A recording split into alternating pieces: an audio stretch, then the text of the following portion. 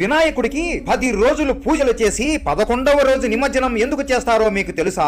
వేదవ్యాసుడు మహాభారతం రాయాలి అనుకుని నేను వేగంగా చెబుతుంటే అదే వేగంతో రాసేవారు కూడా కావాలి అని అనుకుంటాడు. బ్రహ్మదేవుడు గణేశుడి సహాయం తీసుకో అని చెబుతాడు. వ్యాసుడు ఎంతో కష్టపడి కైలాసాన్ని ఎక్కి గణేశుడి సహాయం కోరతాడు. గణేశుడు సరే అయితే నేను మీకు మహాభారతం రాయడానికి సహాయం చేస్తాను అని మాట ఇస్తాడు. వేదవ్యాసుడు వినాయకుడికి మహాభారతం చతుర్థి నాడే చెప్పడం మొదలు పెట్టాడు. 10 రోజుల పాటు వ్యాసుడు చెబుతూనే ఉన్నాడు. వినాయకుడు కూడా ఆగకుండా రాస్తూనే ఉన్నాడు. అలా ఆపకుండా అంత గొప్ప ఈ మహాభారతాన్ని రాస్తూనే ఉండడంతో వినాయకుడి శరీరం అంతా వేడిగా మారిపోతుంది. అది గమనించిన వ్యాసుడు కొన్ని క్షణాలు ఆగు వినాయక అని చెప్పి సరస్వతి నదిలోకి దిగి స్నానం చేపిస్తాడు. అలా చేయించడంతో వినాయకుడు చాలా సంతోషించి వేదవ్యాసుడికి అలాగే భూమి మీద ఉన్న ప్రతి మనిషికి కూడా ఒక వనం ఇస్తాడు.